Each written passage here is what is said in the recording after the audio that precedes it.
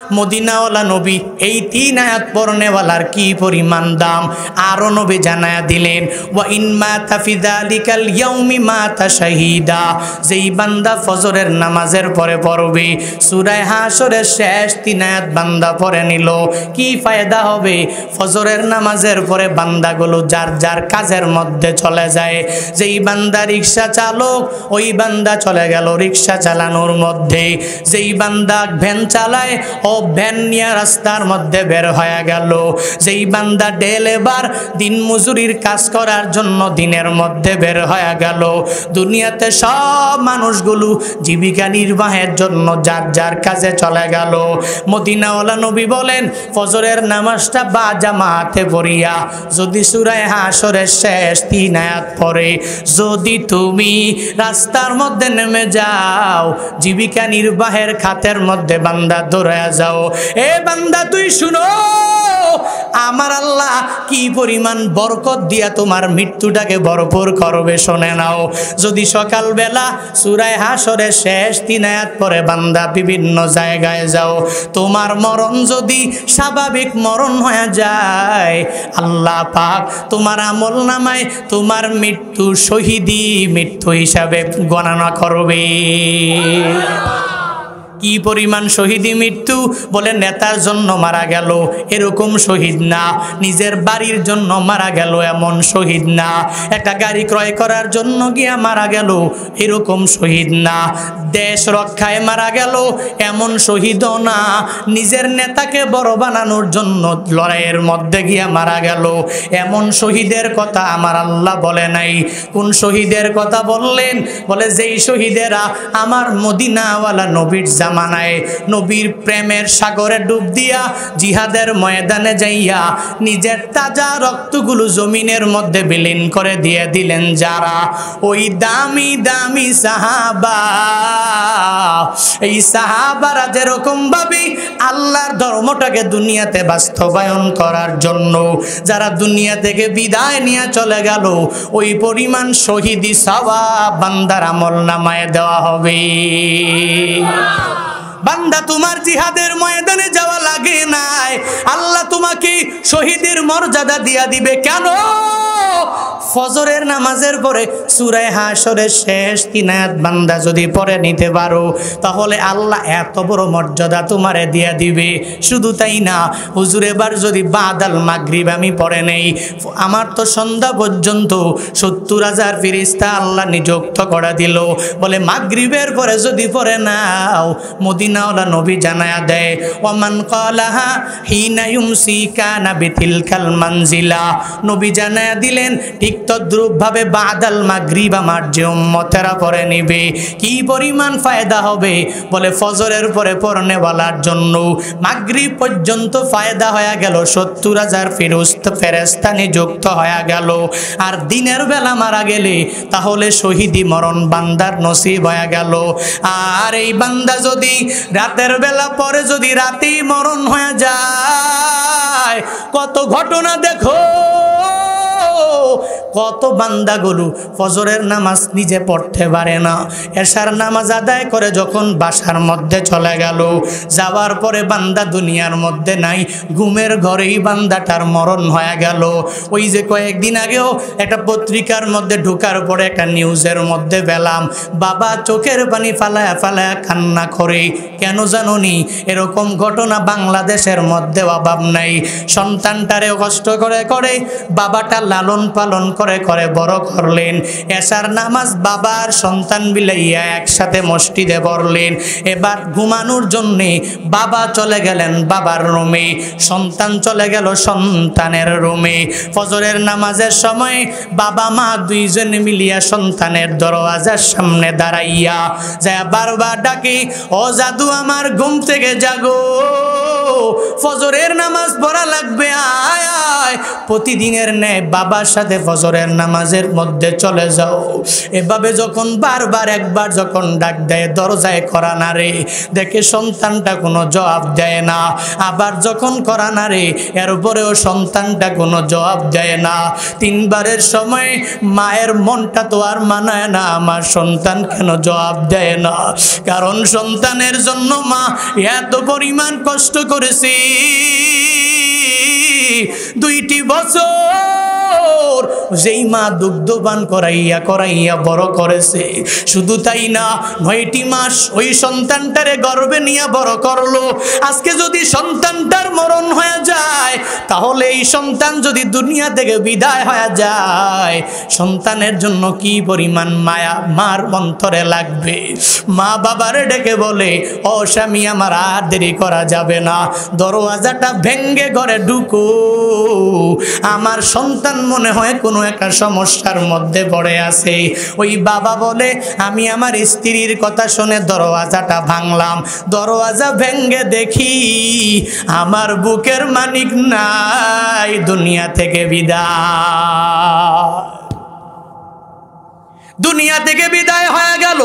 এসব একসাথে পড়েছি, বাবার সন্তান মিলে এশার নামাজটা একসাথে পড়ে নিজেরা ঘুমাইলাম। আমি চলে গেলাম আমার রুমে, আমার সন্তানটারে পাঠাইয়া দিলাম সন্তানের রুমে। ফজরের নামাজের পরে বাবা দুনিয়ায় বেঁচে আছে, সন্তানটা দুনিয়ার মাঝে নাই। হে যুবকেরা, ওই যে রাতের বেলাও তো তোমার আমার সবার মরণ হয়ে যেতে পারে। তুই মাগরিবের নামাজটা যদি বা জামাতে আদায় করে যদি রাতের বেলা ঘুমানোর আগে সন্ধ্যার পরে যদি আয়াতুল কুরসি পড়ে নাও, এরপরে যদি সূরা হাশরের শেষ 3 আয়াত যদি পড়ে নিতে পারো, কি পরিমাণ ফায়দা হবে। রাতের বেলাও যদি ঘুমের ঘরের মধ্যে মরণ হয়ে যায়, ওই মরণ স্বাভাবিক যদিও মরণ, স্বাভাবিক মরণ হবে না, আল্লাহ তোমার আমল নামায় শহীদি মরণ তোমারে জাযা দিয়া দিবে। এই পরিমাণ ফায়দা সূরা হাশরের শেষ 3 আয়াতের ফায়দা। শুধু তাই না, আসকারুস সাবাহি ওয়াল মাসা, যেগুলা সকালবেলার আমল, বাদাল মাগরিবের আমল, বাদাল ফজরে অনেকগুলা আমল আছে, জেনে জেনে বান্দা করে নাও। বাদাল মাগরিবের মধ্যে অনেকগুলো আমল আছে, জিকির আছে, এই জিকির আজকারগুলো তাসবিহগুলো বান্দা পড়ে নাও। এর মধ্যে সবচেয়ে গুরুত্বপূর্ণ আর একটা আমল হলো আয়াতুল কুরসি। যেই আয়াতুল কুরসির মধ্যে আল্লাহ নিজের পরিচয়গুলো জানায়া দিলেন। আল্লাহু লা ইলাহা ইল্লা হুয়াল হাইয়ুল কাইয়ুম লা তাকুযুহু সিনাতু ওয়ালা নাওম। আল্লাহ আয়াতুল কুরসির মধ্যেও নিজের পরিচয় জানায়া দিলেন। মদিনাওয়ালা নবী বলেন, আমার যে উম্মতেরা 5 ওয়াক্ত নামাজ বা জামাতে আদায় করার পরে আয়াতুল কুরসি পড়বে, মান করো আয়াতুল কুরসি দুবুরা কুল্লি সালাতিম মাকতুবা লাম ইয়ামনাহু মিন দুখুলিল জান্নাতি ইল্লা আইয়ামুতা। রাহমাতুল লিল আলামিন বলেন, আমার যে উম্মতেরা ফজরের নামাজের পরে আয়াতুল কুরসি পড়বে, যোহরের পরে আয়াতুল কুরসি পড়বে, আসরের পরে আয়াতুল কুরসি পড়বে, মাগরিবের পরে আয়াতুল কুরসি পড়বে, এশার পরে আয়াতুল কুরসি পড়বে, আমার যে উম্মতেরা পড়বে, মদিনাওয়ালা নবীর স্পষ্ট ঘোষণা নবী জানায়া দিলেন, হে আমার উম্মতেরা, যদি তুমি 5 বেলার নামাজের পর আয়াতুল কুরসি যদি পড়ো, তাহলে কি পরিমাণ ফায়দা তোমার হবে জানোনি? নবী আমার জানায়া দিলেন, বলে যে আমার উম্মতেরা পড়বে, লাম ইয়ামনাহু মিন দুখুলিল জান্নাতি ইল্লা আইয়ামুতা, এই বান্দাটা তো মরে না, মানে জান্নাতে যায় না। এর মানে এই আমল করনেওয়ালা মরতে দেরি, আমার মাওলার জান্নাতে যাইতে দেরি হবে না। আতিনা ফি দারে দুনিয়া না হাসান, আতিনা ফি দারে উকবা না হাসান, ইয়া গিয়াসাল মুস্তাগীসিন হাদিনা লফদি খারা বিল উলুমে ওয়াল গিনা। হর গরিদে নেকো তু তৈয়ার হায়, ঝুনা মাঙ্গে উস তু বেজারো হয়। আয়াতুল কুরসি পড়লেও বান্দা ফায়দা কম না বেশি? হ্যাঁ, কম না বেশি? সন্দেহ আছে? নবীর হাদিস কি সত্য না মিথ্যা? সন্দেহ আছে না? কোন আপনাদের খারাপ লাগতেছে? কষ্ট হলে আমি ছেড়ে দিব।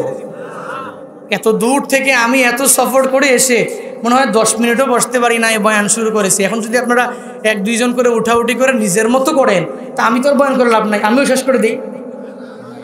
আপনাদের এত তাড়া হলে আমারও তো তাড়া, তো আমিও যাই, আপনারাও যান আমিও যাই, নাকি?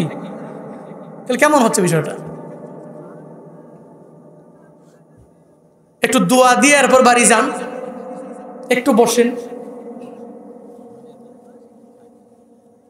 আল্লাহ পাক আমাদেরকে বুঝ দান করো।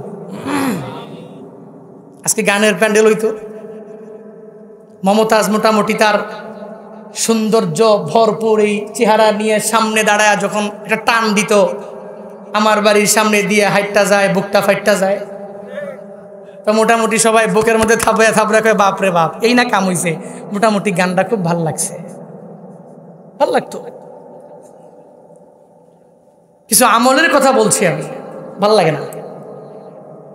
আল্লাহ আমাদেরকে বুঝ দান করুক, আল্লাহ আমাদের প্রত্যেককে সঠিক পথে পরিচালিত করুক। সকলে পড়ি আমিন। আরো জোরে পড়েন। তাহলে সূরা হাশরের শেষ 3 আয়াতের দাম দেখছেন নি? কম না বেশি? আয়াতুল কুরসির দাম কম না বেশি? এগুলো আসকারুস সাবাহি ওয়াল মাসা, এগুলো সকাল এবং সন্ধ্যার আমল, জিকির, এগুলো আমরা বেশি বেশি করব। আল্লাহ আমাদেরকে তৌফিক দান করুক। আরো জোরে পড়েন, আবার পড়েন। এখন হুজুর বলেছে সূরা হাশরের শেষ 3 আয়াতের আমল করলে অনেক বড় ফায়দা, আয়াতুল কুরসির আমল করে ফায়দা, কিন্তু ফজরের নামাজ পড়ব না, জোহর পড়ব না, আসর পড়ব না, মাগরিব পড়ব না, এশা পড়ব না, তাহলে হবে নাকি? তাহলে হবে না। ফজরের নামাজ পড়ে এরপরে আমল করা লাগবে, জোহরের নামাজ পড়ে এরপরে আমল করা লাগবে, আসরের নামাজ পড়ে এরপরে আমল করা লাগবে, মাগরিবের নামাজ পড়ে এরপরে আমল করা লাগবে, এশার নামাজ আদায় করে এরপরে আমল করা লাগবে। যদি নামাজই না পড়ো, অন্য নফল ইবাদত দ্বারা মাওলার জান্নাতে যাওয়া যাবে না, আমার মাওলাকেও রাজি করা যাবে না।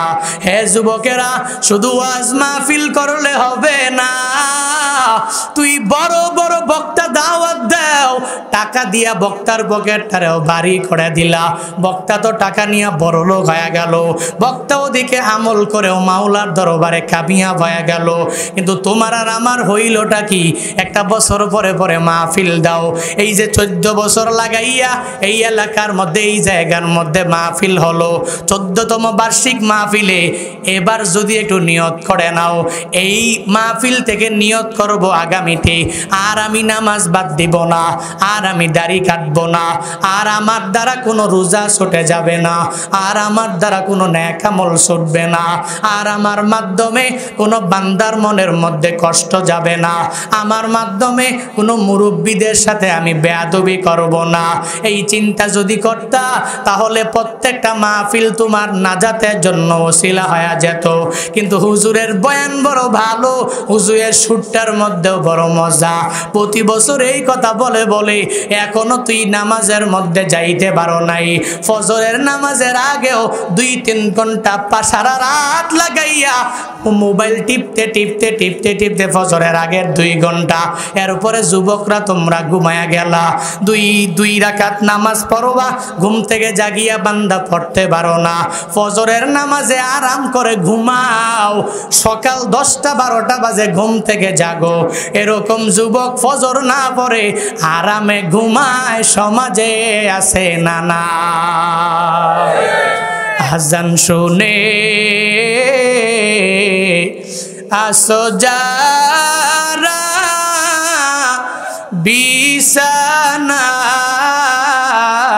বিছানায়, তাদের জন্যে কান্দেন নবী মদিনায়, তাদের জন্যে কান্দেন নবী নবী মদিনায়। ওই নবীর জন্য কি মায়া লাগে না,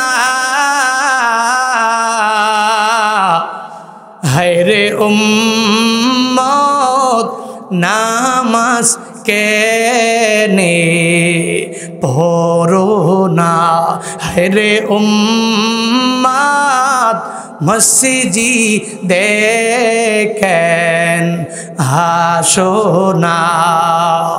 আজান শুনে আসো যারা বিছানায়, তাদের জন্যে কান্দেন নবী মদিনায়, তাদের জন্যে কান্দেন নবী মদিনায়। ওই নবীর যুবকেরা তোমরা কাঁদাইবা না, যেই নবী উম্মত উম্মত করে এত কান্না করলেন, তোমার জন্য আমার জন্য ফজর নিয়ে আসলেন, তোমার জন্য আমার জন্য আসর নিয়ে আসলেন, তোমার জন্য আমার জন্য মাগরিব নিয়ে আসলেন, তোমার জন্য আমার জন্য এশা নিয়ে আসলেন, যেই নামাজের জন্য যেই রোজার জন্য নবী রক্তগুলো ঝরাইলেন। তায়েফের ময়দানের কথা এমন কোনো বান্দা নাই তোমরা জানো না, যেই তায়েফের ময়দানে আমার নবীর পুরো দেহ মুবারক রক্ত মুবারক দিয়া ভিজে একাকার হয়ে গেল, এমন কি নবীর মুজা মুবারক রক্ত মুবারক দিয়া পরিপূর্ণ ভিজে গেল। হে ঝিনাইদহের মুসলমানেরা, আমার নবীর ওই অতীতের ইতিহাস তোমরা জানো, ওই নবীর ইতিহাস জানার পরেও রহমাতুল লিল আলামিনের সুন্নতের উপরে আমল করতে পারো না, এখনো নামাজের দিকে অগ্রগামী হয়ে যাইতে পারো নাই, এখনো রোজা রাখতে পারো নাই, এখনো নেক আমলের লাইনে অগ্রগামী হয়ে যাইতে পারো নাই। যেই নবী এত কষ্ট করলেন, সাহাবায়ে কেরামরাও কষ্ট কম করলেন নাকি বেশি? কথা বলেন। এত কষ্ট করলেন কেন করলেন? বলে নামাজের জন্যই তো করলেন, নিজের টাকার জন্য না, নিজের বাড়ির জন্য না, নিজের গাড়ির জন্য না, নিজের কিছুর জন্য এরা কষ্ট করে নাই। এত কষ্ট করে করে যুদ্ধের ময়দানে গিয়ে এরা জিহাদ করে শহীদ হয়ে গেলেন শুধু নামাজের জন্য, নামাজটাকে কায়েম করার জন্য।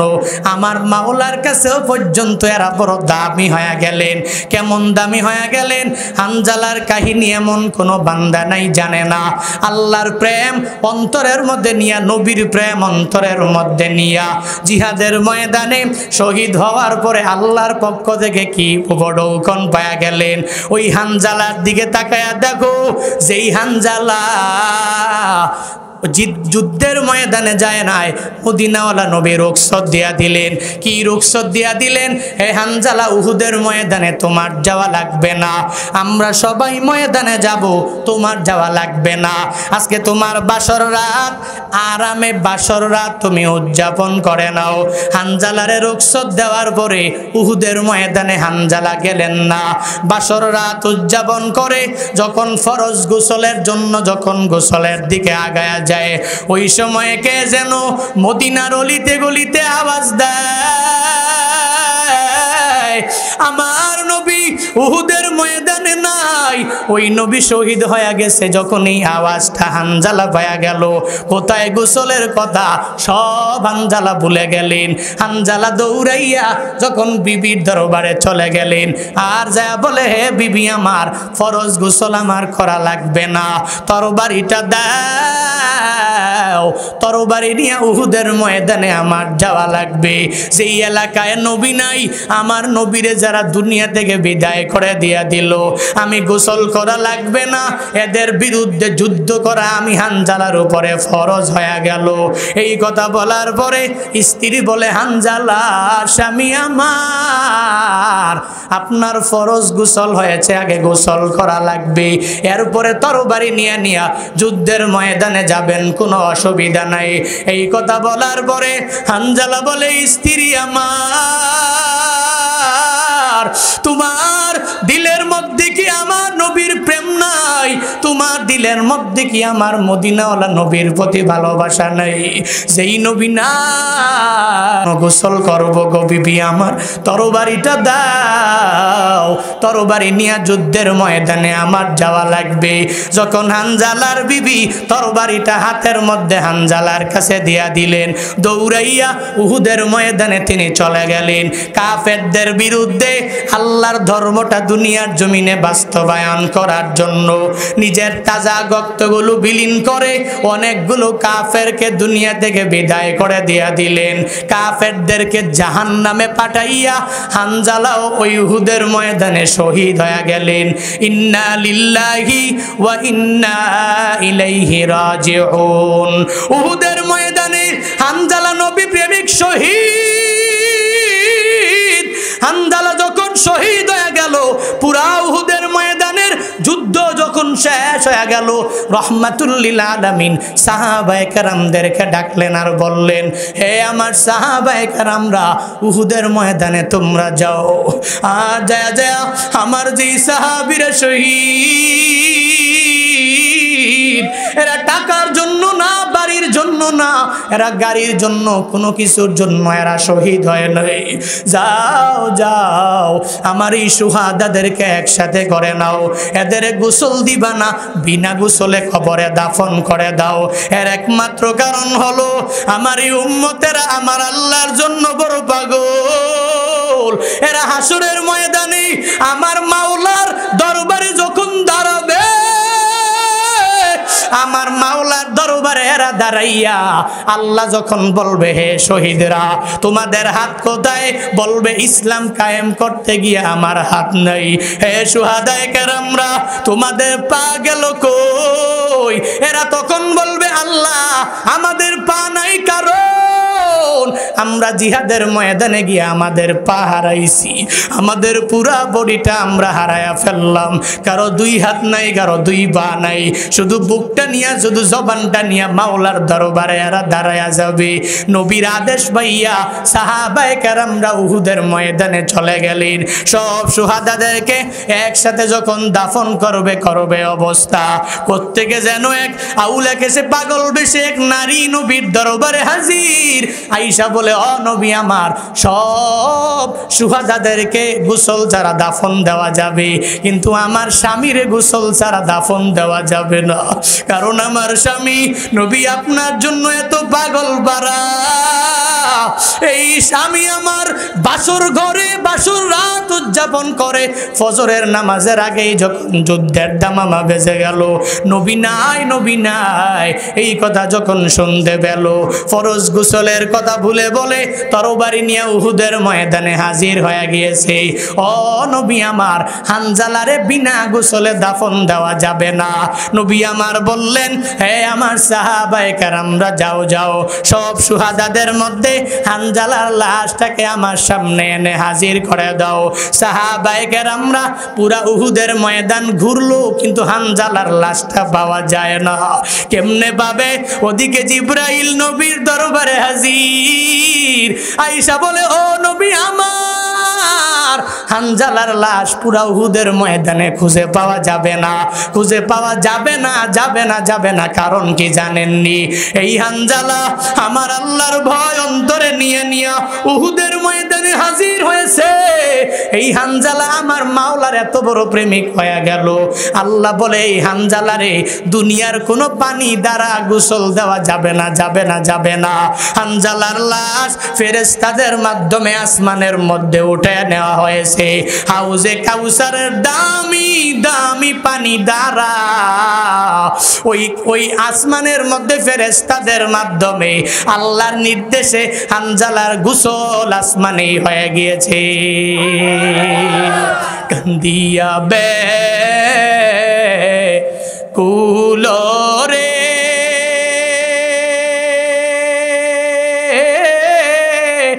হানজালা শহীদ রে, কলি যাসি রিসে সেই জঙ্গে উহুদে, কলি যাসি রিসে সেই জঙ্গে ওহুদে নবীর এক সাহাবী ছিলেন হানজালা নামেতে তিনি শহীদ হয়েছিলেন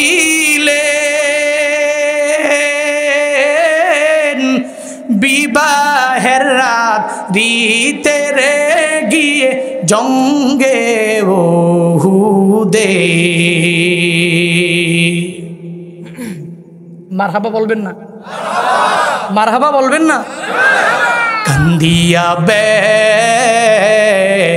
কুলরে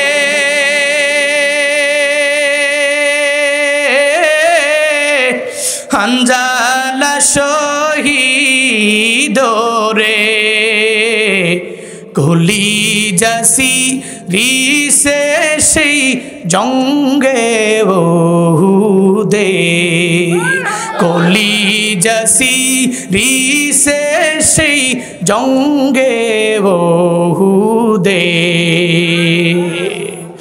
নবীর এক সাহাবী ছিলেন হানজালা নামেতে তিনি শহীদ হয়েছিলেন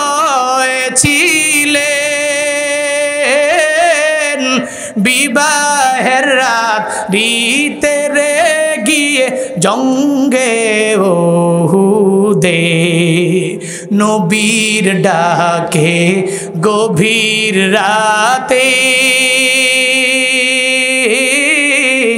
কহেন বিবির তরে বিয়ের রাতে চলছি রনে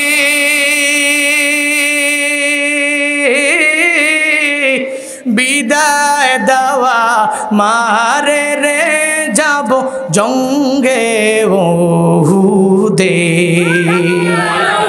হাত তুলে স্ত্রী বলেন মাওলারি দরবারে বিয়ের রাত্রি নবস্বামী সপিলাম তো মারে রে সেই জঙ্গে ওহুদে যুদ্ধে গেলেন শহীদ হইলেন নাপাক হালাতে নবী জেনে সাহাবাদের গোসল দিতে বলে রে সেই জঙ্গে ওহুদে অমনি গাইবি আওয়াজ নবীজি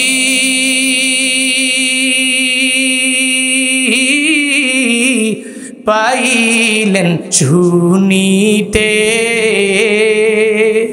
হানজালার গোসল হয়েছে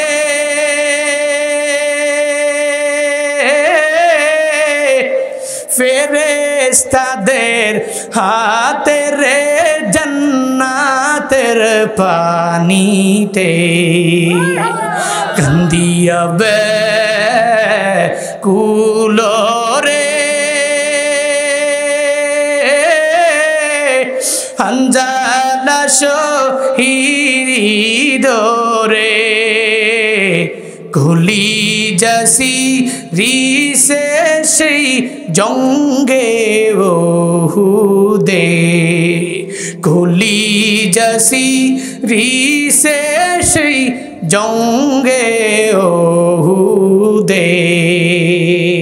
মারহাবা। হানজালা ইসলামের জন্য এত ত্যাগ করলেন, করেন নাই? বুঝেন না কেন করেন নাই? বলেন না কেন করেন নাই? আমরা ওই পরিমাণ কষ্ট করেছি? কথা বলেন না কেন? টাকার জন্য যুদ্ধের ময়দানে গেছে সাহাবারা, বাড়ির জন্য, গাড়ির জন্য, ধন সম্পদ কিছু কামাই করার জন্যে যায়নি। গিয়েছে কেন? আল্লাহকে রাজি করার জন্য। গিয়েছে কেন? পুরা পৃথিবীতে ইসলামটাকে সমুন্নত করার জন্য। গিয়েছে কেন? নিজের ইমানটাকে মজবুত করার জন্য।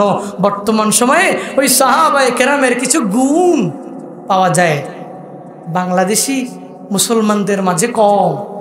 প্যালেস্টাইনের মুসলমানদের ভিতরেই সাহাবায়ে কেরামদের কিছু গুণ বর্তমানেও পাওয়া যায়, ঠিক কিনা?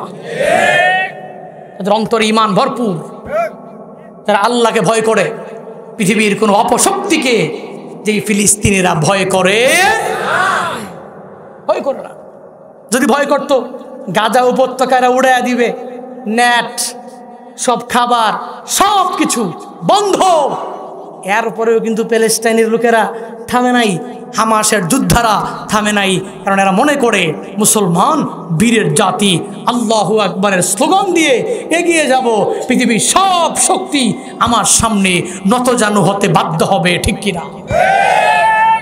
নতজানু হবে, কারণ হচ্ছে মুসলমানদের ইমানের পাওয়ার অনেক বেশি, অনেক অনেক অনেক পরিমাণ বেশি। রোম সম্রাট হিরাক্লিয়াস মাথা বড় গরম, যুদ্ধের ময়দানে গেলে খালি মুসলমানরাই খালি জয়ী হয়ে যায়, কেন খালি পরাজয় বরণ করি আমরা? কারণ কি? গোয়েন্দাদেরকে পাঠাইলেন, বলেন যাও একটু যাইয়া যুদ্ধের ময়দান থেকে একটু হিসাব নিকাশটা একটু মিলাও, আসলে মুসলমানদের কাছে অস্ত্র কোনটা? তাহলে যেই অস্ত্রটা আছে ওই অস্ত্রটা আমাদের মধ্যেও আমাদের আনা লাগবে, কারণ আমরাও চাই আমরাও যুদ্ধে বিজয় করব, পরাজয় বরণ করব না। গোয়েন্দারা গেলেন, যে মুসলমানদের ভিতরে ঢুকে পড়লেন।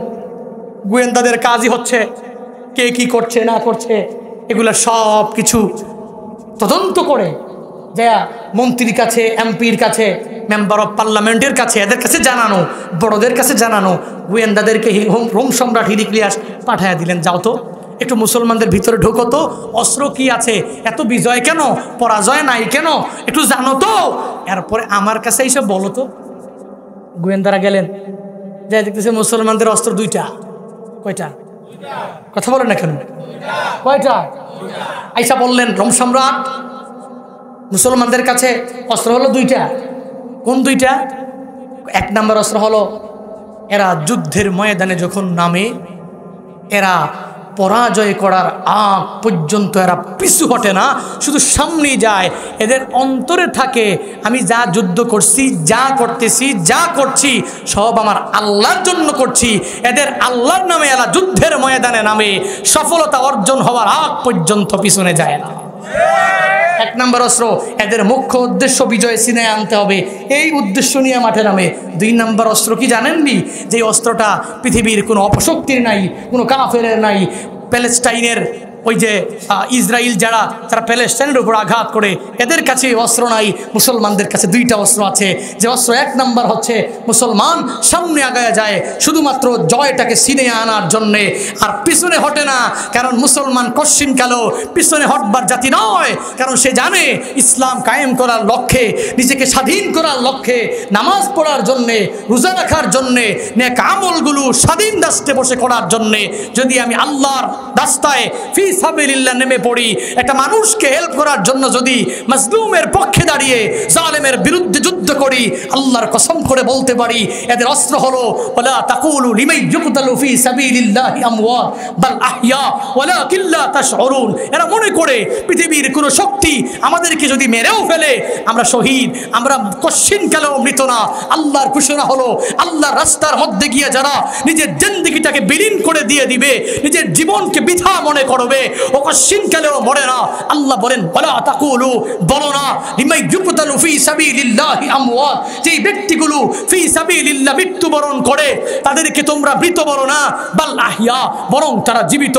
যদিও তোমরা বুঝো না এরা জীবিত, যদিও তোমরা বুঝো না এরা জীবিত। রোম সম্রাট হিরাক্লিয়াসের কাছে গিয়া গোয়েন্দা যখন বলে হে রোম সম্রাট, মুসলমানদের মাঝে অস্ত্র দুইটা, এক নম্বরে এরা সামনে যায়, এরা পশ্চাৎপরণ করে না, পিছনে যায় না, না, পিছনের দিকে এরা যেতে পারে না, কারণ এরা সামনে গেলেই দেখে জান্নাত, পিছনে গেলে এরা দেখে জাহান্নাম। কিন্তু কাফেরেরা সামনে গেলেই দেখে তাদের পরাজয়, তখন তারা পিছনে আসে, তারা জান্নাতের আশা করে না, কারণ কাফের তো কাফেরই, জান্নাতের আশা করতে পারে না। সেই প্যালেস্টাইনের মুসলমানদের দুইটা অস্ত্র নিয়ে এরা আগাচ্ছে। বাংলাদেশের মুসলমানেরা যদিও প্যালেস্টাইনে গিয়ে এদের সাথে যুদ্ধ করা সম্ভব না, ঝিনাইদহের কালীগঞ্জের জমিন থেকে একটু উচ্চস্বরে আওয়াজ দাও, মিডিয়ার মাধ্যমে কথাগুলো যাবে, সবাই আমার সাথে বলো, ফিলিস্তিনিরা জিন্দাবাদ, ইহুদিবাদ নিপাত যাক। ফিলিস্তিনিরা জিন্দাবাদ, ইহুদিবাদ নিপাত যাক। ফিলিস্তিনিরা জিন্দাবাদ, ইহুদিবাদ নিপাত যাক। আমি বলবো ইহুদিবাদ নিপাত যাক, আপনারা বলবেন ফিলিস্তিনিরা জিন্দাবাদ, ইহুদিবাদ নিপাত যাক, ইহুদিবাদ নিপাত যাক, ইহুদিবাদ নিপাত যাক। লাব্বাইক ইয়া আকসা, হে আকসা, তুমি আমার, তুমি আমাদের, তুমি মুসলমানদের, তোমার জন্য আমরা নিজের জীবনটাকেও বিলীন করে দিতে রাজি আছি। কারণ যে আকসার মধ্যে মেরাজে নবী যাওয়ার সময় সব আম্বিয়া আলাইহিমুস সালাতু ওয়াস সালাম যারা এদেরকে নিয়ে যে আকসার মধ্যে রাহমাতুল্লিল আলামিন ইমামতি করে নামাজ পড়িয়েছেন, সেটা আমাদের গর্বের আকসা। অশ্বিনকালেও কোনো ইহুদিদের কাছে কোনো মুসলমান এই আকসাকে ছেড়ে দিতে পারে? বাইতুল্লাহকে মহাব্বত করেন না? কথা বলেন না কেন? আকসাকে মহাব্বত করেন না? আকসা কার? ইহুদিদের না মুসলমানদের? বাইতুল্লাহ ইহুদিদের না মুসলমানদের? এই জন্য মুসলমানরা গর্জে ওঠা লাগবে, নিজেরা একটা ফেসবুক পোস্ট দিয়ে হলেও প্রতিবাদ জানাতে হবে। পারে না তো, আমাদের সম্ভব না। আমরা যুদ্ধের সরঞ্জাম নিয়ে যাব, প্যালেস্টাইনে গিয়ে যুদ্ধ করব, ইসরায়েলের বিরুদ্ধে রুখে দাঁড়াবো, সম্ভব নয়। কিন্তু আমাদের একটা পুঁজি আছে, আমাদের জবান আছে। এই জবান দিয়ে আমরা বলছি কাল হাসরের ময়দানে আল্লাহর বিচারের কাঠগড়ায় যখন দাঁড়াবো, যাতে করে আল্লাহর কাছে বলতে পারি, আল্লাহ আমরা যেতে পারি নাই প্যালেস্টাইনে, মুসলমানদের পক্ষে আমরা ওখানে গিয়ে দাঁড়াইতে পারি নাই কাফেরদের বিরুদ্ধে, কিন্তু বাংলাদেশের ঝিনাইদহের কালীগঞ্জে বসে এই জায়গা থেকে একটা মিছিল করে, একটা মিটিং করে, একটা র্যালি করে মিডিয়ার মাধ্যমে পৃথিবীর মানুষকে জানিয়েছি, বাংলাদেশের ঝিনাইদহ জেলার এই কালীগঞ্জ উপজেলার অজপাড়া গ্রাম থেকে আমরা সবাই স্লোগানে বলেছি, ইহুদিবাদ নিপাত যাক, ফিলিস্তিনি মুসলমানেরা জিন্দাবাদ। এটা বলেছি রবের দরবারে, ওই দিন এটা বলতে পারলে এমন হতে পারে এটা আমার নাজাতের জন্য ওসিলা। মাজলুমের পক্ষে দাঁড়াও মুসলমানেরা, জালেমের বিপক্ষে যাও মুসলমানেরা। মাজলুমের পক্ষে দাঁড়াও, যারা জালেম এদের পক্ষে দাঁড়ায়ও না। বাংলাদেশের কিছু হলুদ মিডিয়া আছে, এখনো পর্যন্ত একটু আড়ে আড়ে এরা ক্যাপশন দেওয়ার মাধ্যমে বোঝাতে চায় এরা ইসরায়েলের পক্ষে, আর এরা স্বাধীনতাকামী প্যালেস্টাইনি ফিলিস্তিনি হামাস যোদ্ধাদের বিপক্ষে। এটা এদের উস্কানিমূলক কিছু কিছু ক্যাপশনের মাধ্যমেই আমরা বুঝতে পারি। মনে রাখবা, সেই হলুদ মিডিয়ার সাংবাদিকেরা তোমাদের অন্তরের মধ্যে আকসার মহাব্বত না থাকতে পারে। বাংলাদেশ 92% মুসলমানের দেশ, এই 92% মুসলমান আর না হোক আকসাকে কোন ইহুদিবাদের কাছে ছেড়ে দিতে পারে না, পারে না, পারে না, পারে না, ঠিক কিনা? এই জন্য আমরা মুসলমান, আমাদের ভিতরে বিন্দু থেকে বিন্দুমাত্র পরিমাণ ঈমান থাকা সত্ত্বেও আমরা আকসাকে ছেড়ে দিতে পারি না, বাইতুল্লাহকে ছেড়ে দিতে পারি না। তবে হ্যাঁ, সবচেয়ে দুঃখ লাগে এখন যে বিষয়টা, এই যে এই পরিস্থিতি এত কঠিন হচ্ছে দিন দিন মুসলমানদের। আর আমগো বাংলাদেশে এখন আছে ঈদে মিলাদুন নবী নিয়া জায়েজ না বেদাত, এটা নিয়া যেই পরিমাণ মারামারি চলতেছে। বাংলাদেশ কি অদ্ভুত দেশ, আপনি অবাক হয়ে যাবেন। ইউটিউবে ঢুকলে একদিকে যুদ্ধ চলতেছে কোথায়, প্যালেস্টাইনে আর ইসরায়েলে, আর আমগো ইউটিউবে যুদ্ধ চলে হুজুরে হুজুরে, ঠিক কিনা? চট্টগ্রামের এক পাগল আছে, জাহাঙ্গীর হুজুর বলে যার নাম, পাগল ভাইরাল হওয়ার জন্য এগুলো করে। তো যাও, আমিও একটু বললাম, কিছু ভাইরাল করে দিলাম নাকি, আমিও বললাম, কিন্তু পাগল কেন বললাম? হুজুর আপনি একটা মানুষকে পাগল বললেন। আপনি যদি ইউটিউবে ঢুকে তার কিছু কাজ দেখেন, আপনি নিজেও পাগল বলতে বাধ্য হবেন। মুসলমানদের এই দুর্দিনে মুসলমানদের পাশে দাঁড়াবে দূরের কথা, প্রতিদিন মাইকটা নিয়ে কথা বলে, প্রতিদিন মঞ্চে কথা বলে, প্রতিদিন হাজার হাজার শত শত মানুষের সামনে কথা বলে, কিন্তু মাইকটা নিয়েই ওহাবি, সুন্নি, খারেজি, কৌমে লুত, এই সেই রানিং এজিদ, এগুলো নিয়েই একজন মুসলমান আরেকজন মুসলমানকে গালিগালাজ করে। কই আমরাও তো প্রত্যেক দিন মিডিয়ার সামনে কথা বলি, ওই আমরা তো আরেকটা মুসলমানের বিরুদ্ধে বলতে পারি নাই, কারণ আমরা জানি এখন মুসলমানরা বিভেদ করার সময় নয়। ঐক্য হয়ে আসো, দাজ্জাল নেমে আসবে, ইহুদিবাদরা সব এক হয়ে যাচ্ছে, পশ্চিমারা সব এক হয়ে যাচ্ছে। হে আরব বিশ্ব, হে মুসলমানদের দেশগুলো, তোমরা কেন বিভেদ লাগাও? তোমরাও এক হও দাজ্জাল আসলে, যাতে করে বলতে পারি তুই দাজ্জাল, তোর সাথে আমি কোশ্চিন কেন আপোষ করতে পারি না। আমার এক আল্লাহর উপরে আস্থা রেখে আমরা চলি, ঠিক কিনা? আজ বিশ্বের চারিদিকে মুমিন মরছে ঢুকে, একটু কি দিলে দয়া হয় না? ওরে খাপুরুষ ঘরে বসে ভাবছো হিসাব কষে, এখনো তো সময় হলো না। মুমিনরা হয়ে যাবে মাজলুম, গাজওয়ায়ে হিন্দ ভাঙাবে ঘুম। পদে পদে আসবে মুসিবত, চারদিকে পড়বে পাপের ধুম।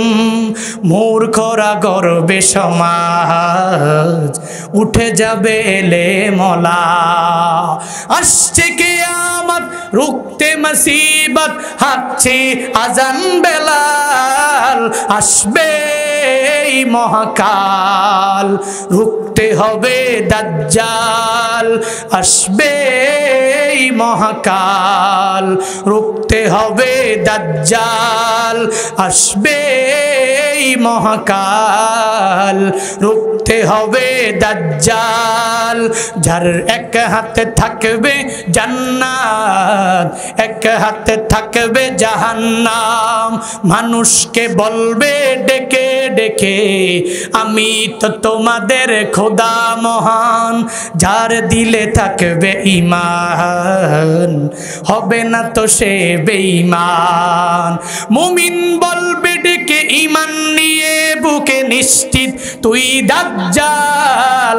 আসবে এই মহাকাল, রুখতে হবে দাজ্জাল। আবার পড়েন এবার সূরা হাশরের শেষ 3 আয়াত, বরকতপূর্ণ মুবারক আয়াতগুলো, অনেক তাৎপর্যপূর্ণ, অনেক ফায়দাপূর্ণ। কান টানলে মাথা আসে বলে না, কোত্থেকে কোথায় গেল, ভুল জায়গায়। আবার সবাই তো চলে গেল, আমরা যারা আছি ভাই থাকবেন তো নাকি ইনশাল্লাহ? আমি এই আয়াতগুলো একটু ছোট্ট করে ব্যাখ্যা করেই আমি ইতি টানবো ইনশাআল্লাহ। একটু ধৈর্য সহকারে একটু বসেন।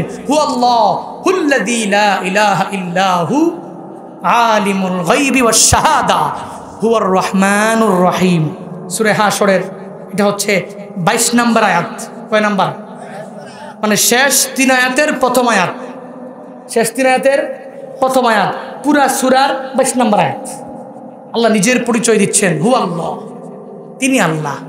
হু আল্লাহ, তিনি আল্লাহ। বলে না হু আল্লাহ, তিনি কে?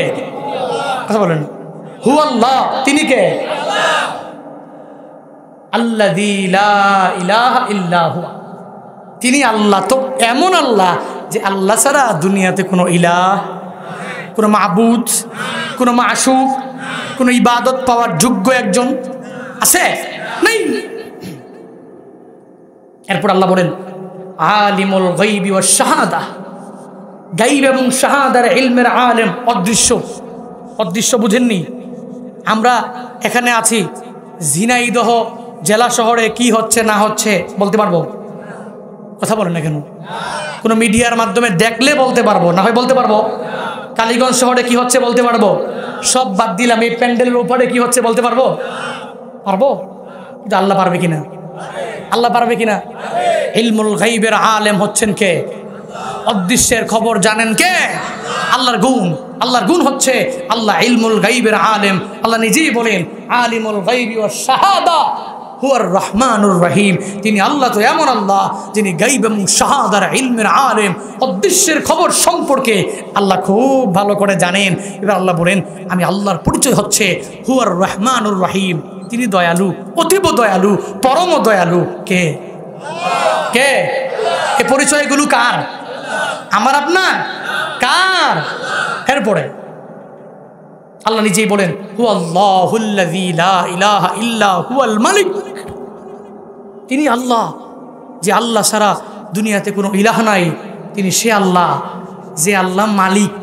মালিক মানে রাজা, রাজা ধীরাজ, পৃথিবীর সব কিছুর মালিককে। এমপি, মন্ত্রী, বাংলাদেশের প্রধানমন্ত্রী, আমি, আপনি, ধনী, ডোনাল্ড ট্রাম্প, কথা বলেন না কেন? হ্যাঁ, ভ্লাদিমির পুতিন, পৃথিবীর বড় বড় বড় বড় রাষ্ট্রপ্রধানরা কে মালিক? আল্লাহ বলেন আমি আল্লাহ, আমি আল্লাহর রাজত্ব তোমাকে দিয়েছি। তুমি মালিক না, মালিক আমি, তোমাকে দিয়েছি, চাষবাস করে খাও। আল্লাহর পরিচয় হুয়াল্লাহুল্লাযী লা ইলাহা ইল্লা হুয়াল মালিক। এক নাম্বার পরিচয়, আমি আল্লাহ হলাম মালিক। দুই নাম্বার আল কুদ্দুস, আমি আল্লাহ হলাম অতীব পবিত্র, মহাপবিত্র, কলঙ্কমুক্ত, ত্রুটিমুক্ত। আল্লাহর ত্রুটি আছে, দোষ আছে, পৃথিবীর কেউ বলতে পারবে? পারবে? হুয়াল্লাহুল্লাযী লা ইলাহা ইল্লা হু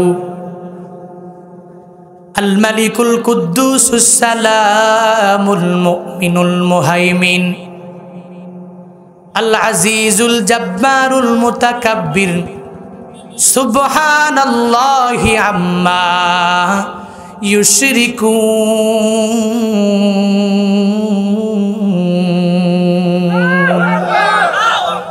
আল্লাহ বলেন আমি আল্লাহর পরিচয় বান্দা তুমি জেনে নাও। আমি আল্লাহর পরিচয়গুলো জানালাম। এক নাম্বার, আমি আল্লাহ হলাম মালিক, আমি আল্লাহ হলাম রাজা, সব কিছুর মালিকানা আমি আল্লাহর হাতে। কাউকে রাজত্ব দিলাম, কারো কাছ থেকে ছিনাইয়া নিলাম। কয়েকদিন ডোনাল্ড ট্রাম্প, আবার কয়েকদিন হয়ে গেল জো বাইডেন, আবার ডোনাল্ড ট্রাম্প, আবার জো বাইডেন, আবার ডোনাল্ড ট্রাম্প, আবার জো বাইডেন। কয়েকদিন খালেদা জিয়া, কয়েকদিন শেখ হাসিনা, কয়েকদিন এরশাদ, কয়েকদিন অমুকে তমুকে তোমাকে তোমাকে, সব আমি আল্লাহর হাতের মধ্যে রেখে দিলাম। যাকে মন চায় চেয়ারের মধ্যে বসাইলাম, আবার যাকে আমি আল্লাহর মন চায় না তখন আমি ঘাট ধরে এই চেয়ার দিয়ে নামায়া দিলাম। আমি আল্লাহ হলাম মালিক। এরপরে আল্লাহর পরিচয় আল্লাহ কি সুন্দর করে বান্দা দিয়া দেয়। দুই নাম্বার পরিচয়ের মধ্যে আল্লাহ বলেন আমি আল্লাহ হলাম পবিত্র। আসসালাম, আমি আল্লাহ হলাম ত্রুটি মুক্ত। বিন্দু মাত্র পরিমাণ কোনো ত্রুটি পাওয়া যাবে না, বিন্দু মাত্র পরিমাণ কোনো দোষ বান্দা খুঁজে পাওয়া যাবে না। আল্লাহ নিজের পরিচয় দিয়া জানায়া দেয় আমি আল্লাহর নাম হলো মুমিন, আমি আল্লাহ নিরাপত্তা দানকারী। দুনিয়ার সব মানুষকে সালামতের মধ্যে আমি আল্লাহ রাখি। আমি আল্লাহ দুনিয়ার মানুষের নিরাপত্তা দিয়ে থাকি। হ্যাঁ মানুষেরা, আজকে বাসায় যাওয়ার সময় তোমার উপরে যদি আল্লাহর রহমত না থাকে তাহলে বাসার মধ্যে যাওয়া সম্ভব হবে না। পৃথিবীর সব মানুষের উপরে আল্লাহ তাআলার একটা রহমতে আম আছে। আল্লাহ সবার উপরে রহমতে আম দিয়া তাকায়, তবে আল্লাহ তাআলার খাঁটি প্রিয় প্রিয় বান্দা যারা, এদের উপরে আল্লাহ একটা খাস ভাবে রহমত থাকে। আল্লাহ খাস নজরটা ওই খাঁটি খাঁটি বান্দাদের দিকে আল্লাহ দিয়া দেয়। এই যে কাফেরেরা এত আরামে কেমনে ঘুমায়, এই কাফেরদের উপরও আমার আল্লাহ তার রহমতে আমটা আল্লাহ দিয়া দিলেন, রহমতে খাসটা আল্লাহ দেয় না। যেই বান্দা আমার মাওলার কথা মানে সুন্দরভাবে নিজের জিন্দেগিটা চালায়, ওই বান্দার উপরে থাকে রহমতে খাস, ওই বান্দার উপরে রহমতে আমটা থাকে না। একদম খাস নজর দিয়ে আল্লাহ তাকায়। আল্লাহর পরিচয়গুলো আল্লাহ দিয়া আল্লাহ জানায় দেয় বান্দা সব মানুষকে আমি আল্লাহ সালামতে রাখি। আল মুহাইমিন, আমি আল্লাহই তো বান্দা তোদেরকে রক্ষা করি, আমি আল্লাহই তোদের জন্য একজন রক্ষক। এরপরে আল্লাহ বলেন আল মুমিনুল মুহাইমিনুল আজিজুল জাব্বার, আমি আল্লাহ মহাপরাক্রমশালী। আল জাব্বার, আমি আল্লাহ অপ্রতিরোধ, দুনিয়ার কেউ প্রতিরোধ করতে পারবে না। দুনিয়াতে তো একজনের প্রতিরোধ আর একজনে গড়ে তুলতে পারে, একজনে অন্যায় করলে সামনে গিয়া দাঁড়াইয়া যেতে পারে, লোক নিয়ে নিয়ে সামনে গিয়া দাঁড়ায়া যায়। আল্লাহ বলেন হে গোলামেরা, আমি আল্লাহ হলাম তোর এমন মালিক আমি আল্লাহ অপ্রতিরোধ্য, দুনিয়ার কোনো বান্দা আমারে প্রতিরোধ করতে পারবে না, আমারে দমায়া রাখতে পারবে না, আমারে ঠেকায়া দিতে পারবে না। আল জাব্বারুল মুতাকাব্বির। এরপরে আমি আল্লাহর পরিচয় হলো আমি আল্লাহ অহংকার করতে পারি, দুনিয়ার কোনো বান্দা তা পারে না। অহংকার সব আমি আল্লাহ করতে পারি, কারণ অহংকার হলো আমার চাদরের মতো। আমি আল্লাহ অহংকার কেন করব না? আসমান তো আমি আল্লাহর, জমিনও তো আমি আল্লাহর, স্বয়ং তুই বান্দাও তো আমি আল্লাহর, তোর মাও আমি আল্লাহর, তোর বাবাও আমি আল্লাহর, তোর সব কিছু হলো আমি আল্লাহর। তো আমি আল্লাহ কেন অহংকার করতে পারবো না? আল্লাহ বলেন আমি আল্লাহ মুতাকাব্বির, সব কিছুর ব্যাপারে আমি আল্লাহ গর্ব করার অধিকার রাখি, আমি আল্লাহ অহংকার করতে পারি। সুবহানাল্লাহি আম্মা ইউশরিকুন।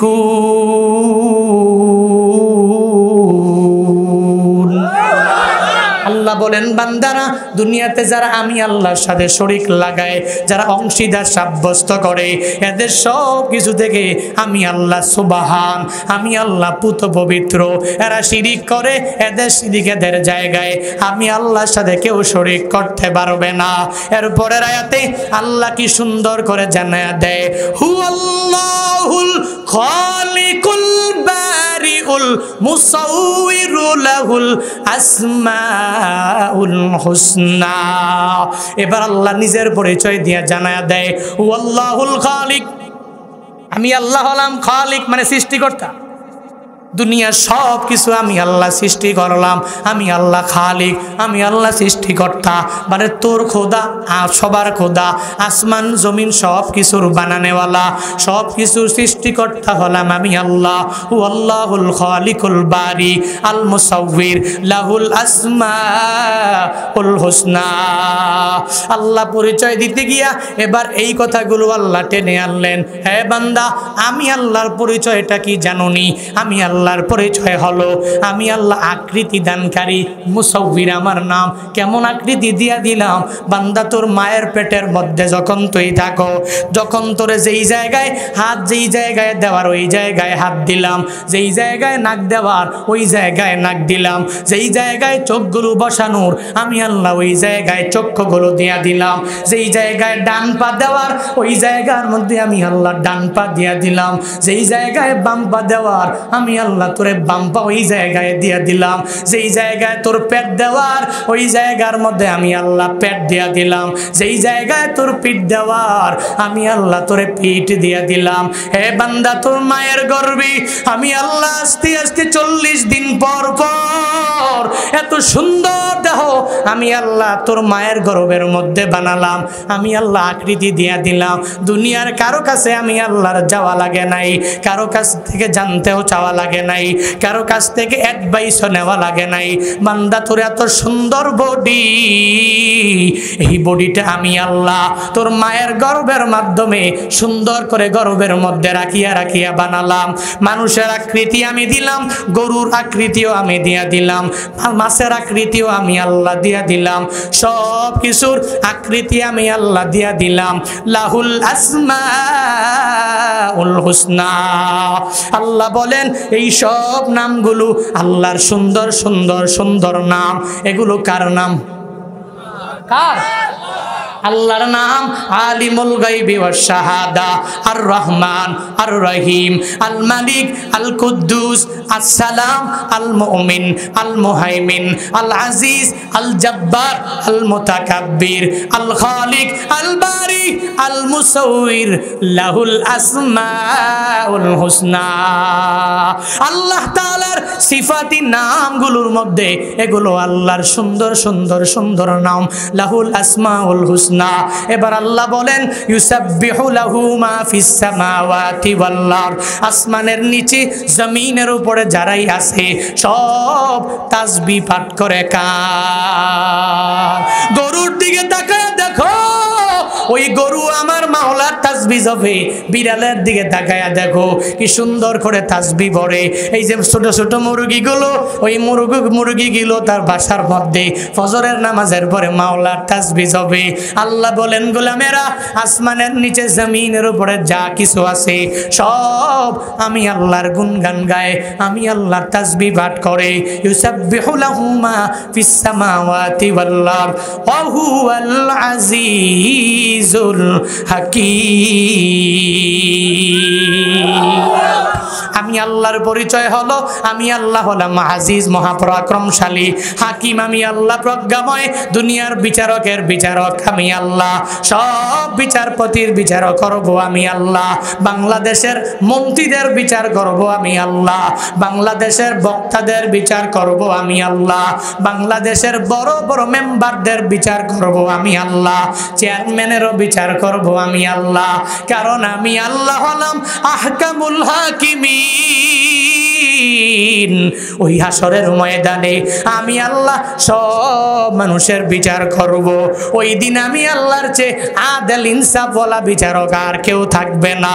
হে আল্লাহর গোলামেরা, হে ঝিনাইদহের মুসলমানেরা, হে কালীগঞ্জের মুসলমানেরা, আমার আল্লাহর পরিচয় জেনেছো, ওই পরিচয় মেনে মেনে বান্দা আমলের লাইনে আগায়া যাও। সূরা হাসরের আমল করবেন, ফজরের পরেও করবেন, মাগরিবের পরেও করা লাগবে। শুধু তাই না, পাঁচ বেলার নামাজের পরে আয়াতুল কুরসি পড়বেন।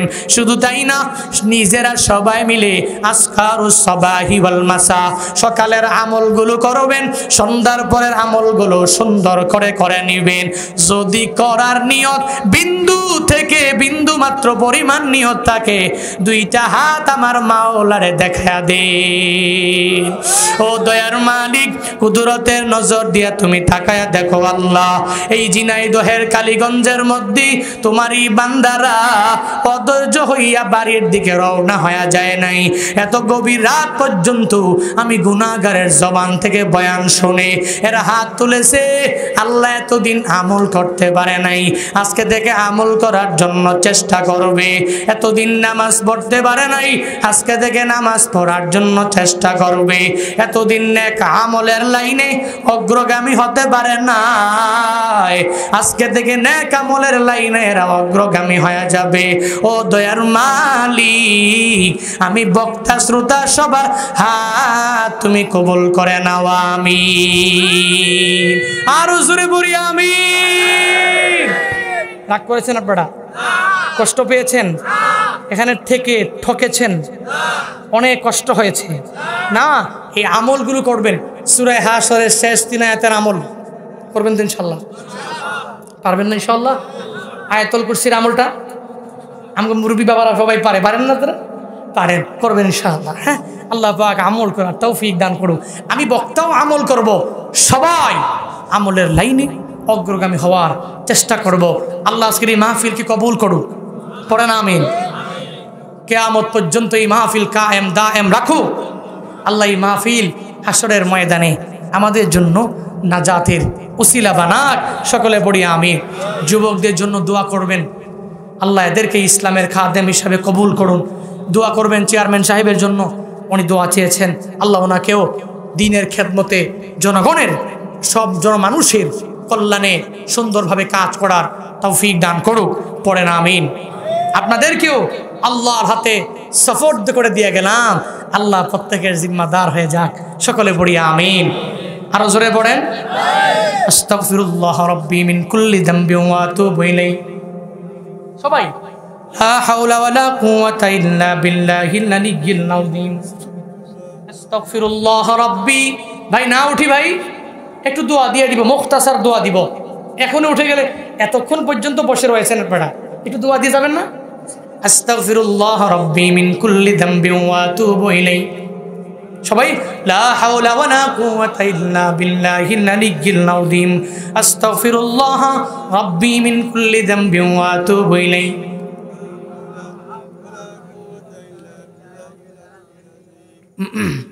আস্তাগফিরুল্লাহ রাব্বি মিন কুল্লি যামবি ওয়া আতুবু ইলাইহি। লা হাওলা ওয়ালা কুওয়াতা ইল্লা বিল্লাহিল আলিয়্যিল আযীম। দোয়াতে একটু মনোযোগ রাখবেন, গুনাহ করেন নাই, আমি করি নাই, মাসুম আপনারা করেন নাই, আসেননি কেউ হুজুর আমি একজন মাসুম মানুষ, আমার জিন্দেগিতে কোনো গুনাহ নাই, বলতে পারবেন? হ্যাঁ পারবেন বলতে? কেউ বলতে পারবেন না। এই জন্য দোয়াতে নত জানু হবেন আমার কাছে। কার কাছে? কার কাছে? আলহামদুলিল্লাহি রাব্বিল আলামিন ওয়াসসালাতু ওয়াসসালামু আলা আশরাফিল আমবিয়াই ওয়াল মুরসালিন ওয়া আলা আলিহি ওয়া আসহাবিহি আজমাইন। ইয়া আরহামার রাহিমিন, ইয়া আরহামার রাহিমিন, ইয়া আরহামার রাহিমিন। আল্লাহুম্মা জাআলনি সাবুরা ওয়াজআলনি শাকুরা ওয়াজআলনি ফি আইনি সাগীরা ওয়া ফি আ'য়ুনিন নাসি কাবীরা। আল্লাহুম্মা জাআলনা মিনাল মুস্তাজাবিনা লিদ-দাওয়াত রব্বিরহামহুমা কামা রব্বায়ানি সগীরা রব্বিরহামহুমা কামা রব্বায়ানি সগীরা। ও দয়ার মালিক, কুদরতের নজর দিয়া তুমি তাকায়া দেখো আল্লাহ। আয় আল্লাহ, গভীর রাত তোমার কতগুলো আশিকিন বান্দা লইয়া, তোমার কতগুলো জাকিরিন, তোমার কতগুলো কৃতজ্ঞ বান্দাদেরকে নিয়ে আমি গুনাহগার। আমার মতো গুনাহগার আসমানের নিচে জমিনের উপরে কেউ নাই। আয় আল্লাহ, জিন্দেগি রাশি রাশি গুনাহ লইয়া, পাহাড় পরিমাণ গুনাহ লইয়া তোমার দরওয়াজায় হাত বাড়াইছি। আয় আল্লাহ, জিন্দেগির সব গুনাহগুলোরে তুমি নিজ গুণে ক্ষমা করে দাও। ও আল্লাহ, আমরা এমন বড় গুনাহগার, আমাদের মতো গুনাহগার কেউ নাই। আয় আল্লাহ, তুমি যদি ক্ষমা না করো, দুনিয়ার কোনো মানুষ আমাদেরকে ক্ষমা করতে পারবে না। ও আল্লাহ, দুনিয়ার ভিক্ষুকে এক দরওয়াজায় ভিক্ষা না পাইলে আর এক দরওয়াজায় যায়, ওই দরওয়াজায় ভিক্ষা না পাইলে আর এক দরওয়াজায় যায়, ওই দরওয়াজায় যখন ভিক্ষা না পায় আর এক দরওয়াজায় যায় যাও, চোখের পানি ফালাইয়া ওই ধনী দরওয়াজার সামনে দাঁড়ায়া যখন বারবার বলে, হে ধনীওয়ালা, তুমি আমার একটা টাকা দাও, তোমার টাকা নিয়ে আমি বাড়িতে যাইয়া আমার সন্তানগুলোরে আমি লালন পালন করব, আমার সন্তানগুলো নিয়ে আমি সুন্দর করে চলতে পারবো। ওই ধনী না দিয়া পারে না, ওই ধনী তখন টাকা দিয়া ওই গরিবটারে বিদায় করে দেয়। ও আল্লাহ, দুনিয়াতে নাকি তুমি 1 ভাগ মায়া দুনিয়ার মধ্যে দিয়েছো, আর বাকি 99 ভাগ মায়া তোমার মধ্যে তুমি রেখে দিয়েছো। ও আল্লাহ, তোমার নাম রহমান, তোমার নাম রহিম, তোমার নাম দয়ালু। আয় আল্লাহ, আমরা গুনাহ করি বারবার, তোমার দরওয়াজায় ফিরে আসলাম, আমাদের জিন্দেগি সব গুনাহ তুমি ক্ষমা করে দাও। ও দয়ার মালিক, এই ময়দানে এমন অনেক এতিম আছে যাদের মা নাই, যাদের বাবা নাই, মা বাবার কবর তুমি জান্নাতের বাগান বানাও। ও আল্লাহ, যেই মা এত কষ্ট করে লালন পালন করলেন, যেই মা 9টি মাস গর্ভের মধ্যে রাখলেন, দুনিয়াতে আসার পরে 2টি বছর দুগ্ধপান করালেন, ওই মায়েরে নিজের হাতে নিয়ে নিয়ে মাকবারার সামনে ভিতরে দিয়ে আসলাম। কত সন্তানেরা যখন মায়ের কথা মনে পড়ে চোখের পানি ফালায়া ফালায়া ফালায়া ফালায়া কান্না করে। ও দয়ার মালিক, যাদের মা নাই, মায়ের কবর তুমি জান্নাতের বাগান বানাও। যাদের বাবা নাই, বাবার কবর তুমি জান্নাতের বাগান বানায়া দাও। আমাদের যাদের আব্বা আম্মা বেঁচে আছেন, মা বাবার দোয়া নিয়ে চলার তৌফিক দিয়া দাও। মা বাবার থেকে দোয়া নিয়ে খেদমত করার তৌফিক তুমি দান করো আল্লাহ। আয় আল্লাহ, এই মাহফিল তুমি কবুল করে নাও, যুব সমাজকে তুমি কবুল করে নাও, এদেরকে দিনদার নামাজি ফরজগার মুত্তাকিন বানায়া দাও। তোমার হাতে যুবকদেরকে দিয়া গেলাম, তুমি জামিন জিম্মাদার হয়ে যাও রে আল্লাহ। বস্তিটাকে দিনের মার্কাজ বানায়া দাও। এই ইউনিয়নের চেয়ারম্যান আয় আল্লাহ ওনাকেও দিনের জন্য কবুল করে নাও। জনগণের কল্যাণে বেশি বেশি কাজ করতে পারে সেই তৌফিক তুমি দিয়া দাও। মেম্বার অফ পার্লামেন্ট আজকের এই মাহফিলের প্রধান অতিথি আয় আল্লাহ ওনাকেও তুমি দিনের বড় খাদেম বানায়া দাও। আয় আল্লাহ জনগণের কল্যাণে কাজ করার মতো তৌফিক তুমি দিয়া দাও। রাস্তা পুল কালভার্ট ব্রিজ যেখানে কাজ হয় না আয় আল্লাহ ওই কাজগুলো সুন্দর করে করে করে জনগণ জনমানুষের শান্তির ব্যবস্থা যাতে করে করে দিতে পারে সেই তৌফিক তুমি প্রতিনিধিদেরকে দান করো আল্লাহ। আয় আল্লাহ আমাদের সবাইকে আজকের এই কথার উপরে আমল করার তৌফিক তুমি দিয়া দাও। আয় আল্লাহ মুনাজাত শেষ করে বিদায় হয়ে যাব, আমাদেরকে ঈমান সারা ঈমান ভঙ্গ করে তুমি কবরের মধ্যে নিও না রে আল্লাহ। ঈমানওয়ালা বানাইয়া এরপরে কবরে নিও গো আল্লাহ। রব্বানা তাকাব্বাল মিন্নি ওয়া মিন্না ইন্নাকা আনতাস সামিউল আলিম ওয়া তুব আলাইনা ইয়া মাওলানা ইন্নাকা আনতাত তাওয়াবুর রহিম। ওয়া সাল্লাল্লাহু তাআলা আলা খাইরি খালকিহি ওয়া আলা আলিহি ওয়া আসহাবিহি আজমাইন। আমিন আমিন আমিন। ওয়ারহামনা মাআহুম বিরহমাতিকা ইয়া আরহামার রাহিমিন।